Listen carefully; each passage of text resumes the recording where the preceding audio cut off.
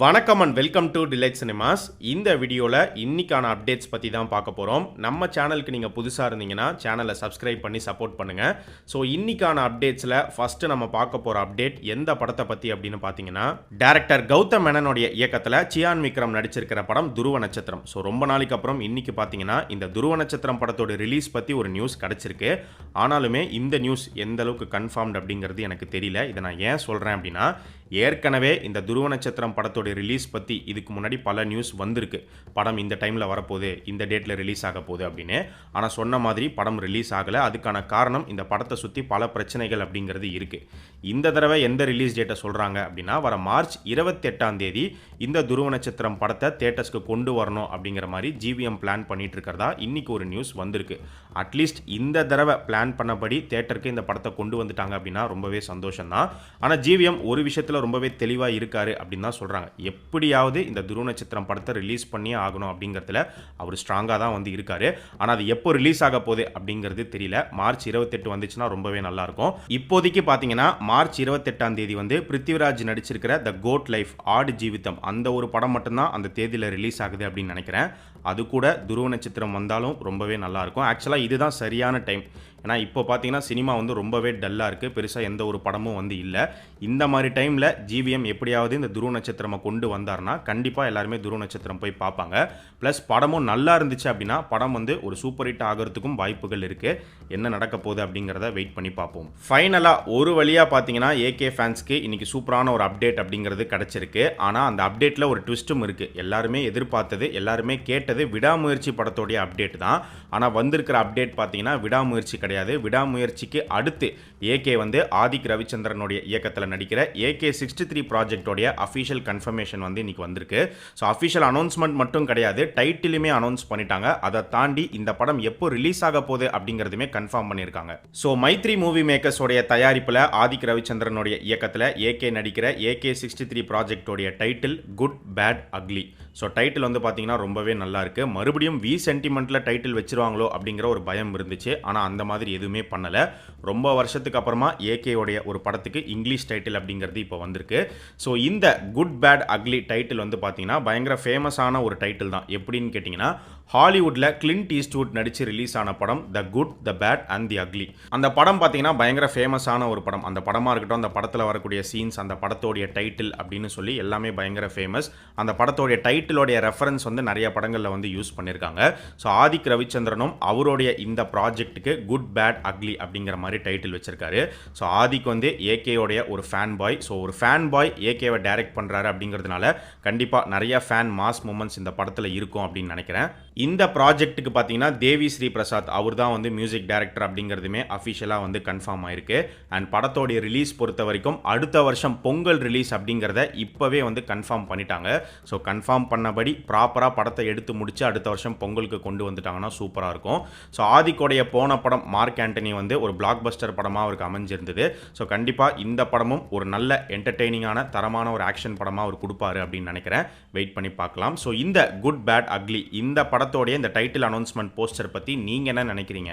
உங்களுடைய ஒப்பீனியன் என்ன அப்படிங்கிறத மறக்காம இந்த வீடியோவுடைய கமெண்ட் செக்ஷனில் சொல்லுங்கள். இப்போ லேட்டஸ்ட்டாக பார்த்தீங்கன்னா டைரக்டர் அட்லி வந்து ஒரு வீடியோ போட்டிருந்தார். ஒரு டிஸ்கஷன் நடக்கிற மாதிரி நியூ மெம்பர் இன் டிஸ்கஷன் அப்படின்னு எழுதி போட்டிருந்தாரு. அந்த நியூ மெம்பர் வேறு யாரும் கிடையாது, அட்லியோடைய குழந்தை, அட்லியோடைய பையன் தான். ஸோ A6க்கான டிஸ்கஷன் போயிட்டு இருக்கு அப்படிங்கிற மாதிரி இந்த வீடியோவில் வந்து போட்டிருந்துச்சு. A6னா அட்லியோடைய 6வது ப்ராஜெக்ட். ஸோ அட்லி அடுத்து என்ன ப்ராஜெக்ட் பண்ண போகிறாரு அப்படிங்கிற நியூஸை வந்து ஏற்கனவே நம்ம சொல்லியிருந்தோம். ஸோ சன் பிக்சர்ஸ் ப்ரொடக்ஷன் கம்பெனிக்கு அட்லி வந்து ஒரு படம் பண்ணி தரதா முன்னாடியே வந்து பார்த்தீங்கன்னா கமிட் பண்ணிட்டாரு. ஸோ சன் பிக்சர்ஸோடைய தயாரிப்பில் அட்லி ஒரு படம் பண்ண போகிறாரு. அந்த படத்தில் யார் ஹீரோவாக நடிக்க போகிறா அப்படின்னு பார்த்தீங்கன்னா, நம்ம அல்லு அர்ஜுன் தான் வந்து ஹீரோவாக நடிக்க போகிறார். ஏற்கனவே அல்லு அர்ஜுன் வந்து ஒரு பக்கம் அட்லி கிட்ட கதை கேட்டிருக்காரு, இன்னொரு பக்கம் டைரக்டர் நெல்சனை மீட் பண்ணி அவர்கிட்டயுமே ஸ்டோரி கேட்டு அந்த ஸ்டோரியும் அவருக்கு பிடிச்சி போயிருக்கு அப்படின்னு தான் வந்து நியூஸ் வந்துச்சு. ஆனால் இப்போ புஷ்பா 2க்கு அப்புறமா அல்லு அர்ஜுன் ஸ்டார்ட் பண்ண போகிற ப்ராஜெக்ட் வந்து அட்லியோடைய ப்ராஜெக்ட் அப்படின்னு தான் சொல்லப்படுது. So Sun Pictures Atlee, Allu Arjun and இந்த ப்ராஜெக்ட்டுக்கு மியூசிக் வந்து பார்த்தீங்கன்னா அனிருத் அப்படிங்கிற மாதிரி சொல்கிறாங்க. இந்த ப்ராஜெக்டில் யார் ஹீரோயினாக நடிக்க போகிறா அப்படின்னு பார்த்தீங்கன்னா ஒன்று சமந்தாவாக இருக்கலாம், அப்படி இல்லைனா வந்து த்ரிஷாவாக இருக்கிறதுக்கு வாய்ப்புகள் இருக்குது அப்படிங்கிற மாதிரி ஒரு நியூஸ் போயிட்டுருக்கு. ஆனால் இது இன்னும் கன்ஃபார்ம் ஆகலை, போக போக தான் வந்து தெரிய வரும். இந்த ப்ராஜெக்ட்டுக்கு அட்லியோடைய சம்பளம் வந்து 60 கோடி ரூபாய் அப்படின்னு சொல்லப்படுது. ஸோ போன படம் ஜவான் படத்துக்கு வந்து பார்த்தீங்கன்னா 30 கோடியிலேருந்து 50 கோடிக்குள்ளே அவர் சம்பளம் வாங்கியிருக்காரு அப்படின்னு சொல்கிறாங்க. இந்த ப்ராஜெக்ட்டுக்கு வந்து 60 crores அப்படிங்கிற மாதிரி நியூஸ் வந்திருக்கு. இன்னைக்கு வந்து டைரக்டர் லோகேஷ் கனகராஜ் அவருடைய பிறந்தநாள். அவருடைய பிறந்தநாளை முன்னிட்டு பல பேர் அவரை விஷ் பண்ணிட்டு இருக்காங்க. நிறைய விஷஸ் அவருக்கு வந்துகிட்டு இருக்கு. அதில் லோகேஷ் கனகராஜோடைய ஒரு ஃபியூச்சர் ப்ராஜெக்ட் பற்றின அஃபிஷியல் கன்ஃபர்மேஷனும் நமக்கு கிடச்சிருக்கு அப்படின்னு தான் சொல்லணும். அது என்ன அப்படின்னு பார்த்தீங்கன்னா கேவிஎன் ப்ரொடக்ஷன்ஸ் வந்து லோகேஷ் கனகராஜை விஷ் பண்ணி ஒரு போஸ்டர் ஒன்று ரிலீஸ் பண்ணியிருக்காங்க. Happy birthday to our sensational director Lokesh Kanagaraj அப்படிங்கிற மாதிரி அந்த போஸ்டரில் போட்டிருக்கு. ஸோ அது மூலிமா கேவிஎன் ப்ரொடக்ஷன்ஸில் லோகேஷ் கனகராஜ் ஃபியூச்சரில் ஒரு ப்ராஜெக்ட் பண்ண போகிறாரு அப்படிங்கிறது அஃபிஷியலாக கன்ஃபார்ம் ஆயிருக்கு. கேவிஎன் ப்ரொடக்ஷன்ஸ் எடுத்துக்கிட்டிங்கன்னா இப்போ வந்து ஒரு பெரிய படத்தை அவங்க தயாரிச்சிட்டு இருக்காங்க. யஷோடைய அடுத்த ப்ராஜெக்டான டாக்ஸிக் படத்தோடைய ப்ரொடியூசர் வந்து கேவிஎன் ப்ரொடக்ஷன்ஸ் தான்.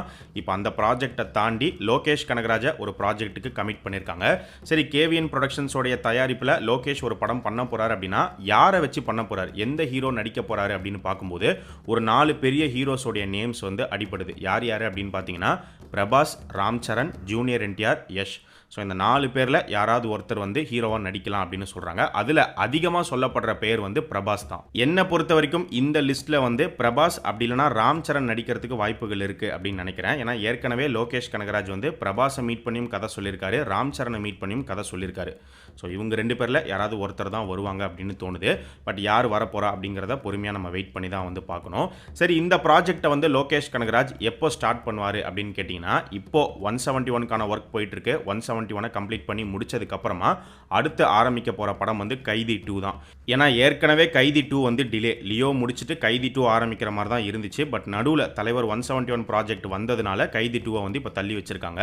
ஸோ 171 முடிச்சுட்டு கைதி 2 அடுத்த வருஷம் ஆரம்பிச்சிருவாங்க. கைதி 2 கம்ப்ளீட் பண்ணதுக்கு அப்புறமா தான் அதுக்கடுத்து லோகேஷ் கனகராஜ் எந்த ப்ராஜெக்ட் வந்து சூஸ் பண்ணுவார் அப்படிங்கிறது தெரியல. ஏன்னா ஒரு பக்கம் கேவிஎன் ப்ரொடக்ஷன்ஸ்க்கு பண்ணித்தர வேண்டிய ஒரு ப்ராஜெக்ட் இருக்குது, இன்னொரு பக்கம் பார்த்தீங்கன்னா ரோலெக்ஸ் ஸ்டாண்டலோன் ஃபிலிம் இருக்குது, அது இல்லாமல் இரும்பு கை மாயாவி இருக்குது. ஸோ இந்த மாதிரி பல ப்ராஜெக்ட்ஸ் அவருக்கு இருக்குனால மேபி கைதி 2க்கு அப்புறம் தான் அதுக்கடுத்து என்ன ப்ராஜெக்ட் அவர் பண்ண போகிறாருங்கிறது நமக்கு தெரிய வரும். அடுத்ததாக நம்ம பார்க்க போகிற அப்டேட் வந்து 2 பேருடைய கேமியோ அப்பியரன்ஸ்.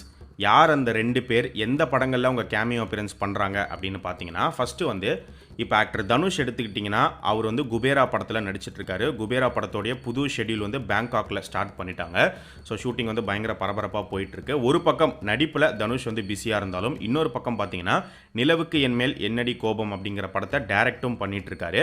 அந்த படத்துடைய ஷூட்டிங் இன்னும் கம்ப்ளீட் ஆகலை, இன்னும் ஒரு 20 days கிட்ட ஷூட்டிங் பேலன்ஸ் இருக்குது அப்படிங்கிற மாதிரி சொல்லப்படுது. அதை இனிமேல் தான் வந்து கம்ப்ளீட் பண்ண போகிறாங்க. அந்த ப்ராஜெக்டில் ஆக்ட்ரஸ் பிரியங்கா மோகன் அவங்க வந்து ஒரு கேமியோ ரோலில் வரதா ஒரு நியூஸ் வந்திருக்கு. ஆனால் அவங்க சீனில் வராங்களா இல்லை சாங்கில் வராங்களா அப்படிங்கிறது தெரியல. ஏன்னா ஒரு பக்கம் பார்த்தீங்கன்னா படத்தில் வரக்கூடிய ஒரு பாட்டில் தான் வந்து அவங்க கேமியோ அப்பியரன்ஸ் பண்ணுறதா ஒரு நியூஸ் வருது. அந்த சாங்கில் அவங்க மட்டும் வரல, அவங்க கூட ஜிவி பிரகாஷும் அப்பியர் ஆவார் அப்படின்னு சொல்லப்படுது. பட் இந்த நியூஸ் மட்டும் கன்ஃபார்ம்டாக தெரியல. ஆனால் கேமியோ பண்ணுறாங்க அப்படிங்கிறது கன்ஃபார்ம்டு அப்படிங்கிற மாதிரி தான் சொல்லப்படுது. இன்னொரு கேமியோ அப்பியரன்ஸ் யார் அப்படின்னு பார்த்தீங்கன்னா ஆக்ட்ரஸ் த்ரிஷா. ஸோ த்ரிஷா வந்து தளபதி விஜய் இப்போ நடிச்சிட்டு இருக்கிற the greatest of all time இந்த படத்தில் ஒரு கேமியோ அப்பியரன்ஸ் பண்ணியிருக்கிறதா வந்து சொல்லப்படுது. ஸோ இப்போ தான் லியோ படத்தில் தளபதி விஜய்க்கு பேரா நடித்தாங்க. அவருடைய அடுத்த ப்ராஜெக்டில் ஒரு சின்ன கேமியோ அப்பியரன்ஸுமே வந்து கொடுத்துருக்காங்க. ஸோ ஏற்கனவே த்ரிஷா வந்து பார்த்தீங்கன்னா வெங்கட் பிரபுவோடைய இயக்கத்தில் மங்காத்தா படத்தில் வந்து நடிச்சிருந்தாங்க. இப்போ ரொம்ப நாளுக்கு அப்புறம் வெங்கட் பிரபுவோடைய இந்த கோட் படத்தில் அவங்க ஜாயின் பண்ணியிருக்காங்க. ஸோ அவங்களுக்கான ஷெடியூல் வந்து பார்த்தீங்கன்னா ஒரு 2 days ஷூட்டிங் கம்ப்ளீட் பண்ணிட்டு தான் வந்து சொல்லப்படுது. அவங்க இந்த படத்தில் ஒரு சீன்லேயும் வருவாங்க, சாங்லேயும் வருவாங்க அப்படின்னு சொல்கிறாங்க. ஸோ த்ரிஷா அப்பியர் ஆகிற அந்த ஒரு சாங் வந்து பயங்கரமான ஒரு டான்ஸ் நம்பராக இருக்க போகுது அப்படின்னுமே வந்து சொல்லப்படுது. அண்ட் அந்த சாங்கில் த்ரிஷா மட்டும் அப்பியர் ஆகலை, த்ரிஷா கூட இந்த கோட் படத்தோடைய மேக்ஸிமம் எல்லா ஆர்டிஸ்ட்டுமே அந்த பாட்டில் வருவாங்க அப்படின்னுமே ஒரு நியூஸ் இருக்குது. டைரக்டர் ஏஆர் முருகதாஸோடைய இயக்கத்தில் எஸ்கே இப்போ நடிச்சிட்டு இருக்கிற எஸ்கே 23 படத்தோடைய ஷூட்டிங் ஸ்பாட் ஸ்டில் இப்போ ரீசெண்டாக ரிலீஸ் ஆயிருந்துச்சு, எல்லாரும் பார்த்துருப்பீங்க அப்படின்னு நினைக்கிறேன். ஸோ படத்தோடைய செகண்ட் ஷெடியூல் இப்போ கரண்ட்டாக பார்த்தீங்கன்னா பாண்டிச்சேரியில் நடந்துட்டு இருக்கு. இந்த ஷெடியூல் வந்து ஒரு 25 to 30 days கிட்ட போகும் அப்படின்னு சொல்லப்படுது. பாண்டிச்சேரி அது இல்லாமல் சென்னை சரௌண்டிங்ஸ்லுமே வந்து எடுக்கிறதா பிளான் வச்சிருக்காங்க. ஸோ என்டையர் ஷூட்டிங்குமே வந்து பார்த்தீங்கன்னா ஜூலை மந்த்துக்குள்ளே முடிச்சிடணும் அப்படிங்கிற மாதிரி தான் மூவி டீம் ஒர்க் பண்ணிட்டு இருக்காங்க. ஜூலைக்குள்ளே முடிச்சுட்டு படத்தை வந்து இந்த வருஷம் தீபாவளிக்கு கொண்டு வரணும் அப்படிங்கிறதா மூவி டீமுடைய பிளான். கண்டிப்பாக ஃபெஸ்டிவல் ரிலீஸ் தான் பண்ணணும் அப்படிங்கிறதுல தெளிவாக இருக்காங்க போல். ஸோ முன்னாடியே நம்ம சொன்ன மாதிரி ஒன்று இந்த வருஷம் தீபாவளி, அப்படி இல்லைனா அடுத்த வருஷம் பொங்கலுக்கு வர வாய்ப்புகள் இருக்குது. வெயிட் பண்ணி பார்ப்போம். ஸோ இது எல்லாமே தான் இன்னைக்கான அப்டேட்ஸ். இதே மாதிரி நிறைய இன்ட்ரெஸ்டிங்கான அப்டேட்ஸை அடுத்த அப்டேட் வீடியோவில் நம்ம பார்க்கலாம். நம்ம சேனலுக்கு நீங்கள் புதுசாக இருந்தீங்கன்னா சேனலை சப்ஸ்கிரைப் பண்ணி சப்போர்ட் பண்ணுங்கள். அண்ட் நம்ம டிலைட் சினிமாஸ் சேனலோடைய சோஷியல் மீடியா பேஜஸ்க்கான லிங்க் வந்து பார்த்தீங்கன்னா டிஸ்கிரிப்ஷனில் கீழே கொடுத்துருக்கோம். இன்னும் ஃபாலோ பண்ணாதவங்க மிஸ் பண்ணாமல் போய் ஃபாலோ பண்ணுங்கள்.